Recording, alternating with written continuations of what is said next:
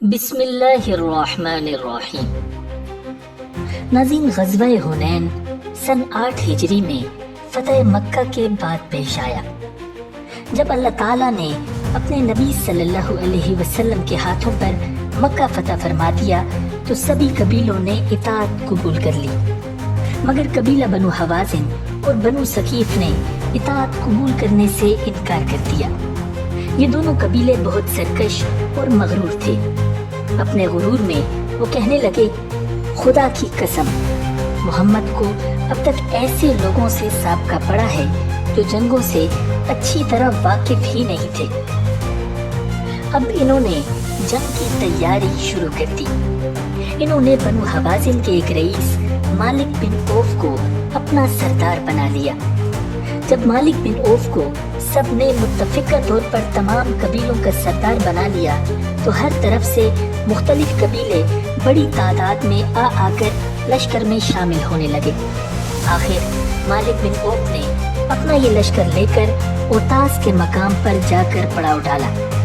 ناظرین، وادی اوتاس وادی حنین کے قریب ہی بنو حوازن کی ایک وادی تھی۔ اس مارکے میں بنو ثقیف اور بنو حوازن کی تمام شاخیں شریک تھی، سوائے کعب اور کلاب کے۔ مشرکوں کے اس لشکر کے ساتھ عرب کا مشہور شاعر اور جنگجو درید بن السمہ بھی موجود تھا، جس کی عمر اس وقت 100 برس سے بھی زیادہ تھی۔ درید جنگوں کا بہت ماہر سمجھا جاتا تھا اور اس کی بہادری کے قصے پورے عرب میں مشہور تھے۔ بنو حوازن اس کو مشیر کی حیثیت سے اپنے ساتھ لائے تھے۔ درید کو جب میدان جنگ میں لایا گیا تو اس نے پوچھا، یہ کون سا مقام ہے؟ لوگوں نے کہا، اوتاس۔ وہ بولا، ہاں، یہ مقام جنگ کے لیے موزوں ہے۔ اس کی زمین نہ بہت سخت ہے اور نہ اس قدر نرم کہ پاؤں دھنس جائیں۔ پھر اس نے پوچھا کہ یہ بچوں کے رونے کی آوازیں کیسی آ رہی ہیں؟ لوگوں نے کہا کہ بچے اور عورتیں ساتھ لائے گئے ہیں تاکہ کوئی شخص پاؤں پیچھے نہ ہٹائے۔ وہ بولا کہ جب پاؤں اکھڑ جاتے ہیں تو کوئی چیز روک نہیں سکتی۔ میدان جنگ میں صرف تلوار کام آتی ہے۔ بدقسمتی سے اگر شکست ہوئی تو عورتوں اور بچوں کی وجہ سے اور بھی ذلت اٹھانی پڑے گی، لہٰذا عورتوں اور بچوں کو واپس اپنے علاقوں میں بھیج دو۔ لیکن مالک بن اوف نے، جو کہ مشرکوں کی فوج کا کمانڈر تھا، یہ مشورہ مسترد کر دیا اور کہا کہ خدا کی قسم، میں ایسا ہرگز نہیں کر سکتا۔ اے درید، تم بوڑھے ہو چکے ہو اور تمہاری عقل بھی بوڑھی ہو چکی ہے۔ اے بنی حوازن، کیا تم میری اطاعت کرتے ہو؟ انہوں نے کہا، ہاں۔ اس پر درید نے کہا کہ ایک ایسی جنگ ہے جس میں نہ میں صحیح طور پر شریک ہوں، نہ ہی اس سے بالکل الگ ہوں۔ ناظرین، ادھر جب نبی اکرم صلی اللہ علیہ وسلم کو خبریں ملی کہ بنی حوازن نے ایک بڑا لشکر جمع کر لیا ہے تو آپ صلی اللہ علیہ وسلم نے اپنے ایک صحابی حضرت عبداللہ بن ابی حضرت رضی اللہ تعالیٰ عنہ کو ان کی جاسوسی کے لیے روانہ کیا اور رخصت کرتے ہوئے ان سے ارشاد فرمایا، ان کے لشکر میں شامل ہو جانا اور سننا کہ وہ کیا فیصلے کر رہے ہیں۔ چنانچہ وہ بنی حوازن کے لشکر میں شامل ہو گئے، ان کی باتیں سنتے رہے، پھر واپس آ کر نبی اکرم صلی اللہ علیہ وسلم کو ساری تفصیلات سنائیں۔ قبیلہ بنی حوازن والے اپنے ساتھ اپنی عورتیں، بچے اور مال و دولت بھی لے آئے تھے۔ جب نبی اکرم صلی اللہ علیہ وسلم کو یہ اطلاع ملی تو مسکرانے لگے اور ارشاد فرمایا، انشاءاللہ کل یہ سب کچھ مسلمانوں کے لیے مال غنیمت بنے گا۔ ناظرین، آپ صلی اللہ علیہ وسلم بنی حوازن سے مقابلے کے لیے 5 شوال سن 8 ہجری کو 12,000 کا لشکر لے کر روانہ ہوئے۔ ان میں 2,000 نوجوان مکہ معظمہ اور گرد و نواح کے تھے، جن میں سے اکثریت 9 مسلموں کی تھی۔ باقی 10,000 وہ صحابہ تھے جو آپ صلی اللہ علیہ وسلم کے ساتھ آئے تھے اور جن کے ہاتھ پر اللہ تعالیٰ نے مکہ فتح کرایا تھا۔ नाज़रीन, हुनैन जाते हुए लोगों ने बेर का एक बड़ा सा हरा दरख्त देखा जिसको ज़ाते अनवात कहा जाता था।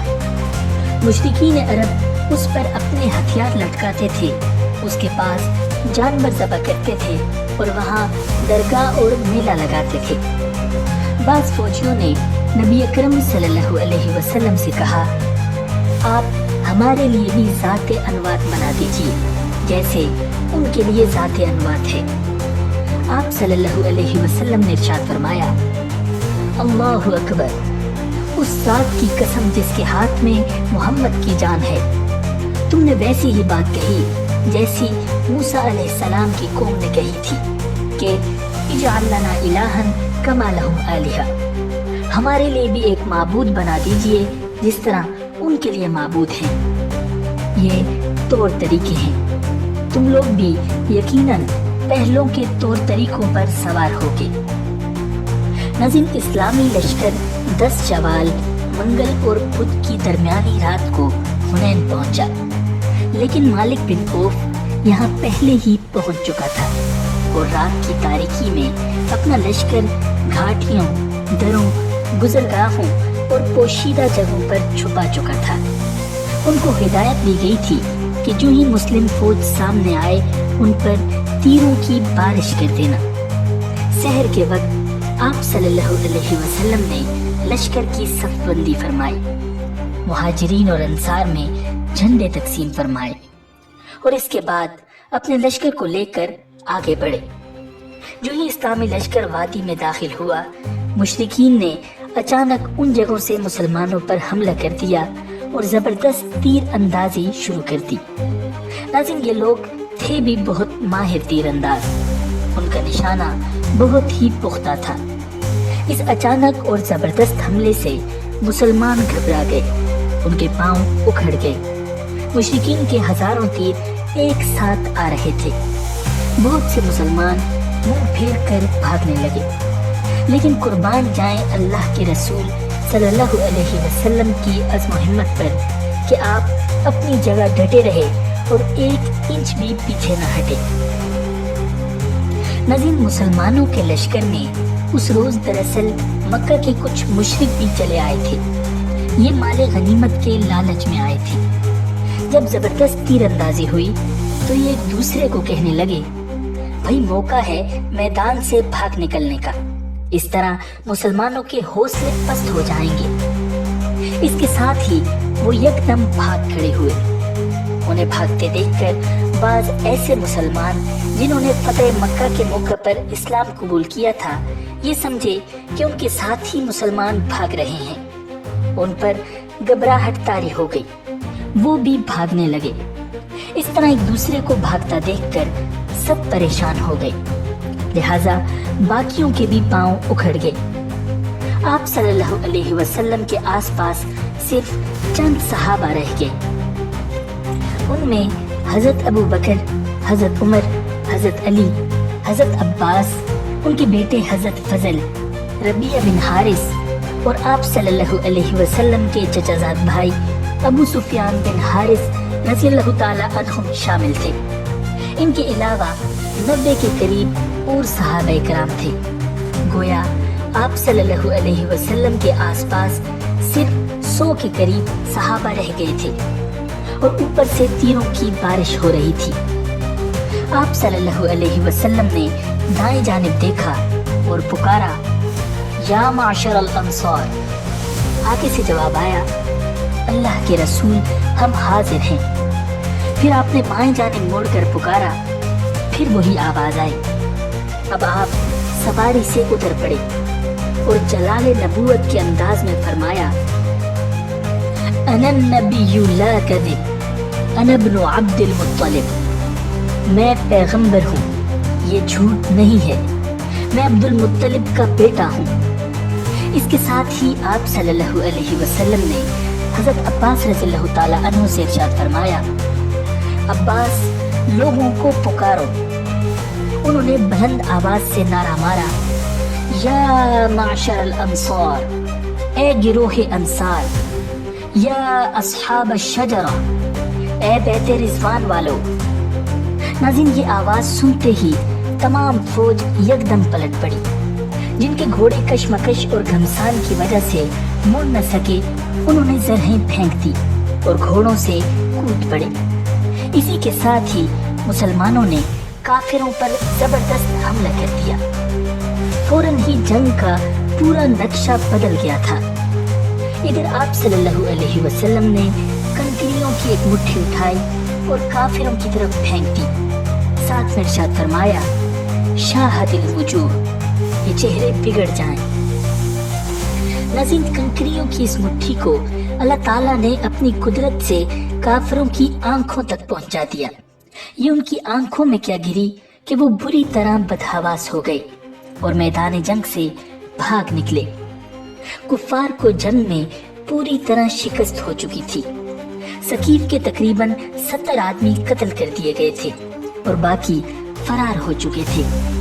बहुत सा माले गनीमत भी मुसलमानों के हाथ आया था। नाज़रीन, इस जंग के शुरू होने से पहले मुसलमानों के लश्कर की शान व शौकत और तादाद देखकर एक सहाबी की जबान से निकला था, ए अल्लाह के रसूल, आज हमारी तादाद इस कदर है कि दुश्मन से शिकस्त नहीं खा सकते। आप सल्लल्लाहु अलैहि वसल्लम को ये बात बहुत नागवार गुजरी थी, क्योंकि इसमें फख्र और गुरूर की बू थी। अल्लाह ताला के नजदीक भी ये जुमला नापसंदीदा था। इसी का जिक्र करते हुए अल्लाह रब्बुल इज्जत कुरान करीम में इरशाद फरमाते हैं, और अल्लाह ने हुनैन के दिन तुम्हारी मदद की जब तुम्हें तुम्हारी कसरत ने गुरूर में डाल दिया था। बस वो तुम्हारे कुछ काम न आई और जमीन कुशादगी के बावजूद तुम पर तंग हो गई। फिर तुम लोग पीठ फेर कर भागे। फिर अल्लाह ने अपने रसूल और मोमिनीन पर अपनी सकीनत नाजिल की और ऐसा लश्कर नाजिल किया जिसे तुमने नहीं देखा, और कुफ्र करने वालों को सजा दी, और यही काफिरों का बदला है। नाज़रीन, हवाज़िन और उसके इत्तेहादियों को अगरचे मैदान में शिकस्त हुई, मगर इस जंग का दूसरा मरहला अभी बाकी था। नाज़रीन, अगर यहाँ तक आपको ये वीडियो पसंद आई है तो वीडियो को लाइक कीजिए ताकि और भी लोगों तक ये वीडियो पहुँच सके और सवाब में आपका भी हिस्सा शामिल हो सके। नाज़रीन, हुनैन के मैदान से शिकस्त खाकर बनी हवाज़िन की फौज का एक हिस्सा दुरैद बिन अस्सुमा की सरबराही में औतास भाग गया। आप सल्लल्लाहु अलैहि वसल्लम ने हजरत अबू आमिर अशरी रज़ियल्लाहु ताला अन्हु को एक दस्ता देकर उनकी तरफ रवाना फरमा दिया। मुसलमानों ने वहां पहुंचते ही कुफ्फार पर हमला कर दिया। हजरत अबू आमिर अशरी रज़ियल्लाहु ताला अन्हु के मुकाबले पर दुरैद का बेटा आगे बढ़ा और कुछ देर लड़ाई के बाद हजरत अबू आमिर रज़ियल्लाहु ताला अन्हु दुरैद के बेटे के हाथों शहीद हो गए। अब अलम इस्लाम उसके हाथ में आ गया था।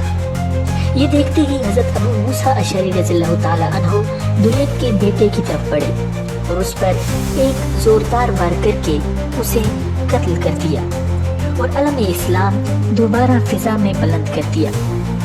मुसलमानों का जोश जज्बा आसमान को छू रहा था। इसी दौरान हजरत रबिया बिन रफी रज़ियल्लाहु ताला अन्हु की नजर दुरैद पर पड़ी, जो अपने ऊंट के होदज में बैठा हुआ था। वो फौरन आगे बढ़े और दुरैद को कत्ल कर दिया। दुरैद के कत्ल होते ही कुफ्फार का लश्कर मैदान छोड़कर भाग निकला। नाज़रीन, हुनैन में मुशरिकों की शिकस्त के बाद बहुत से लोग मुसलमान हो गए। वो जान गए थे कि रसूलुल्लाह सल्लल्लाहु अलैहि वसल्लम को अल्लाह ताला की मदद हासिल है। फिर आप सल्लल्लाहु अलैहि वसल्लम ने हुक्म फरमाया, तमाम कैदी और माले गनीमत एक जगह जमा कर दिया जाए। नाज़रीन, माले गनीमत में तकरीबन 6000 कैदी, 24,000 ऊँट, 40,000 से ज्यादा बकरियां और तकरीबन 1,60,000 दरहम मालियत की चांदी मुसलमानों के कब्जे में आई। जब ये माल और कैदी जमा हो गए तो आप सल्लल्लाहु अलैहि वसल्लम ने ये सब कुछ जेराना के मकाम पर भिजवा दिया और ग़ज़वा ताइफ से वापसी तक ये सारा सामान वहीं रहा, यानी उसके बाद मुसलमानों में तकसीम हुआ। फिर आप सल्लल्लाहु अलैहि वसल्लम को मालूम हुआ کہ بنی حوازن اور اس کا سردار مالک بن اوف شکست کھانے کے بعد طائف پہنچ گئے ہیں۔ طائف اس وقت بھی ایک بڑا شہر تھا اور اس کے ارد گرد پناہ کے طور پر 4 دیواری تھی۔ ناظرین، پورے عرب میں یہ محفوظ ترین قلعہ بندی تھی اور پہاڑ پر ہونے کی وجہ سے اس پر حملہ کرنا کافی مشکل تھا۔ اس کی وجہ یہ تھی کہ اوپر بیٹھے تیر انداز آسانی سے مسلمانوں پر حملہ کر سکتے تھے۔ آپ صلی اللہ علیہ وسلم کو اس غزوے کی مشکلات کا اندازہ تھا، لہٰذا آپ صلی اللہ علیہ وسلم نے غزوہ حنین سے پہلے ہی حضرت عروہ بن مسعود رضی اللہ تعالیٰ عنہ اور بعض دوسرے صحابہ کرام کو جدید جنگی آلات جیسا کہ منجنیق اور دبابے وغیرہ حاصل کرنے کے لیے یمن کی بستی جوش بھیج دیا۔ ابھی تک وہ لوگ واپس نہیں پہنچے تھے۔ طائف پر حملے سے پہلے ان کا انتظار کیا جا رہا تھا، مگر دشمن کو زیادہ وقت دینا مناسب نہیں تھا، لہٰذا آپ صلی اللہ علیہ وسلم نے اسی ماہ شوال سن 8 ہجری میں طائف پر حملے کا ارادہ فرمایا۔ آپ صلی اللہ علیہ وسلم نے حضرت خالد بن ولید رضی اللہ تعالیٰ عنہ کی سربراہی میں 1000 مسلمانوں کا ہراول دستہ طائف کی طرف روانہ کر دیا اور خود بھی ان کے پیچھے طائف کا رخ فرما لیا۔ آخر یہ لشکر طائف پہنچ گیا اور اس قلعہ کے پاس جا ٹھہرا جس میں مالک بن اوف اور اس کا بچا کچا لشکر پناہ لے چکا تھا۔ ناظرین، نبی اکرم صلی اللہ علیہ وسلم نے خوریزی کے امکانات کم کرنے کے لیے اعلان کرایا کہ شہریوں میں سے جو بھی باہر آ جائے وہ مامون ہوگا۔ جو غلام ہم سے آ ملیں گے وہ آزاد شمار ہوں گے۔ اس اعلان پر طائف کے تقریباً 23 غلام فرار ہو کر اسلامی لشکر میں آ گئے۔ ان میں سے نفی بن مسروق نامی ایک غلام نے چرخی پر لگی رسی سے لٹک کر نیچے اترنے میں کامیابی حاصل کی اور اسلام قبول کیا۔ چونکہ چرخی کو عربی میں بکرا کہتے ہیں، لہٰذا انہیں ابو بکرا کی کنیت سے شہرت ملی۔ نبی اکرم صلی اللہ علیہ وسلم نے حسب وعدہ انہیں غلامی سے آزاد کر دیا۔ اب جنگ بڑے ہولناک انداز میں چھڑی۔ طائف میں محصور مشرکین نے مسلسل تیر اندازی کر کے مسلمانوں کو زیادہ آگے نہ بڑھنے دیا۔ کئی مسلمان زخمی اور شہید ہو گئے۔ مسلمانوں کو مجبوراً پیچھے ہٹ کر اپنی خیمہ گاہ شہر سے دور منتقل کرنا پڑی۔ ناظرین، طائف کا یہ محاصرہ تقریباً 3 ہفتوں تک جاری رہا۔ اس دوران عروہ بن مسعود رضی اللہ تعالیٰ عنہ جرش سے 1 منجنیق اور 2 دبابے لے کر آ گئے۔ اب شہر پر سنباری شروع کی گئی۔ ناظرین، اسلام کی تاریخ میں یہ دور سے حملہ کرنے والے بھاری ہتھیاروں کا پہلا استعمال تھا۔ ساتھ ساتھ مجاہدین نے دبابوں کی مدد سے فصیل کے پھاٹک تک پہنچنے کی کوشش بھی کی، مگر طائف کے جنگجوؤں نے ایک دبابے کو ناکارہ بنا دیا اور مجاہدین کو تیروں کا نشانہ بنا کر ایک بار پھر پیچھے ہٹنے پر مجبور کر دیا۔ ناظرین، اس محاصرے کے دوران مشرکوں نے قلعہ کے اوپر سے اسلامی لشکر پر بہت زبردست تیر اندازی کی۔ ان تیروں سے بہت سے مسلمان زخمی ہو گئے۔ ایک تیر حضرت ابو سفیان بن حرب رضی اللہ تعالیٰ عنہ کی آنکھ میں لگا۔ ان کی آنکھ باہر نکل آئی۔ یہ اپنی آنکھ ہتھیلی پر رکھے آپ صلی اللہ علیہ وسلم کی خدمت میں آئے اور عرض کیا، اللہ کے رسول، میری یہ آنکھ اللہ کے راستے میں جاتی رہی۔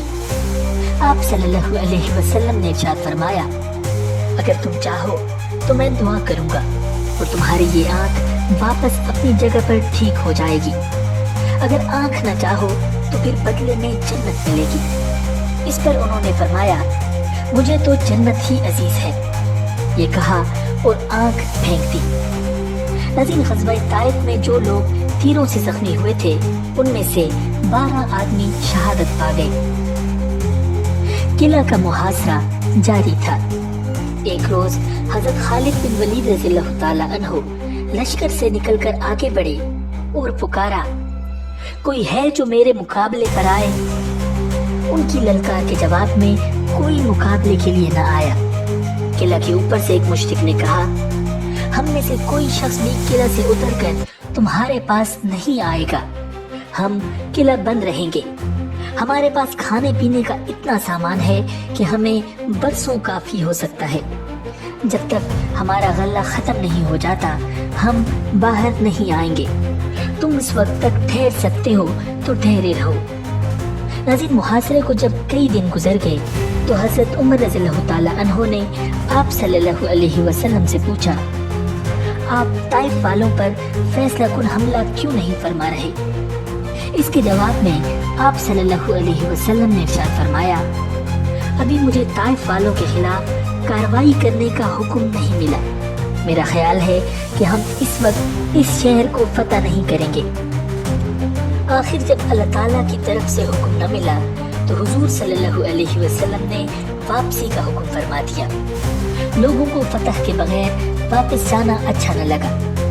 آپ صلی اللہ علیہ وسلم نے ان کی ناگواری بھانپ لی، چنانچہ ارشاد فرمایا، اچھا تو پھر حملے کی تیاری کرو۔ لوگوں نے فوراً حملے کی تیاری کی اور قلعہ پر دھاوا بول دیا۔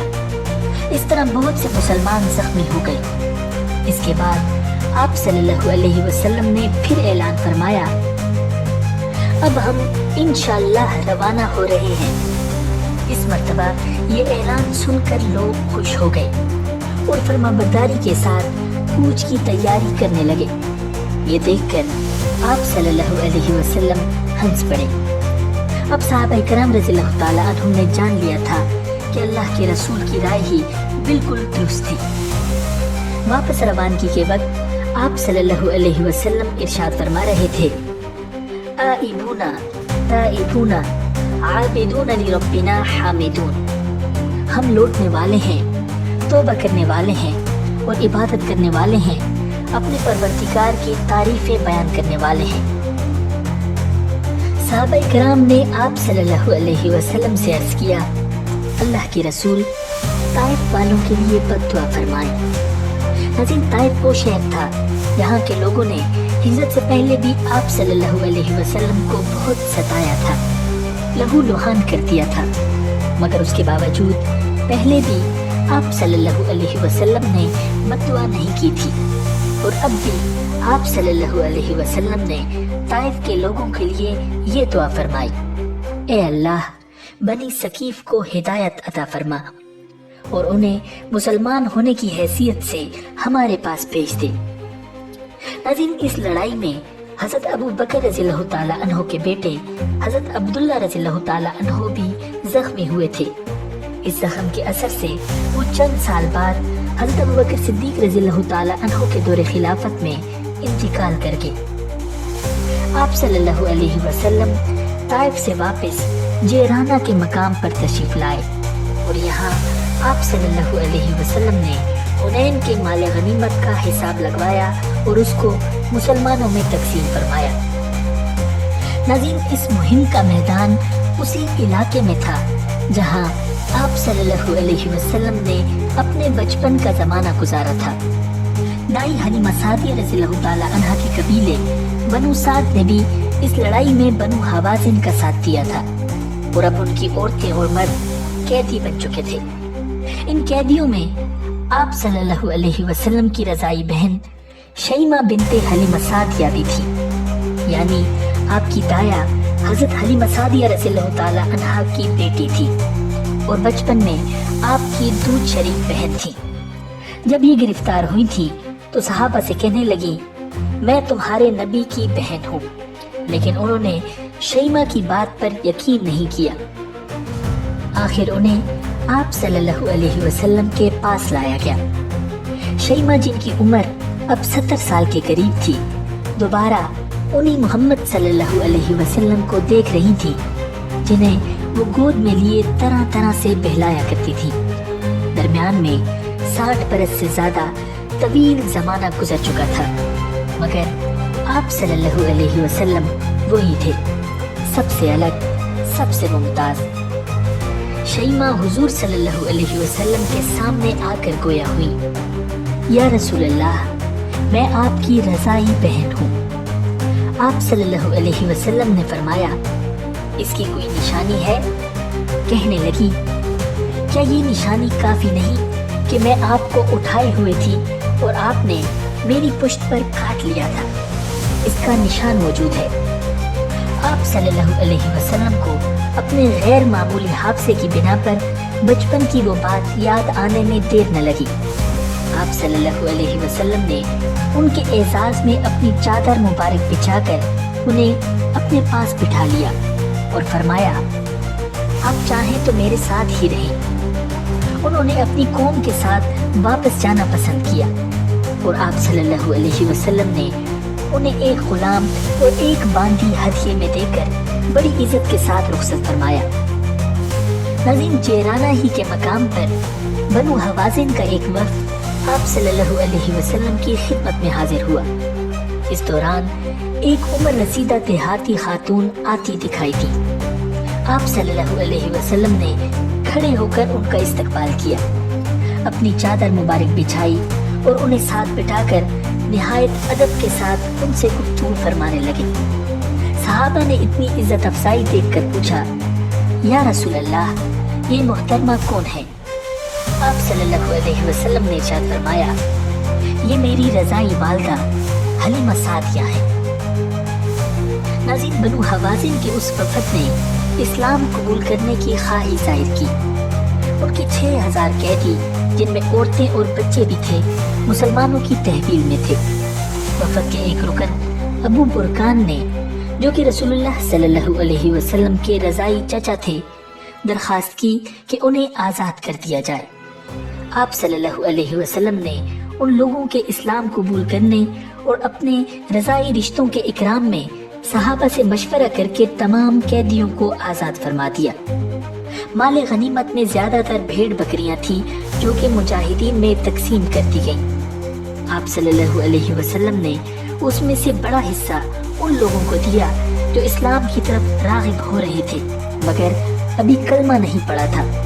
انہیں مؤلفۃ القلوب کہا جاتا تھا، یعنی وہ لوگ جن کی دلداری کی جائے۔ ناظرین، امید ہے کہ آپ کو یہ ویڈیو پسند آئی ہوگی۔ ملتے ہیں بہت جلد ایک نئی ویڈیو کے ساتھ۔ اللہ نگہبان۔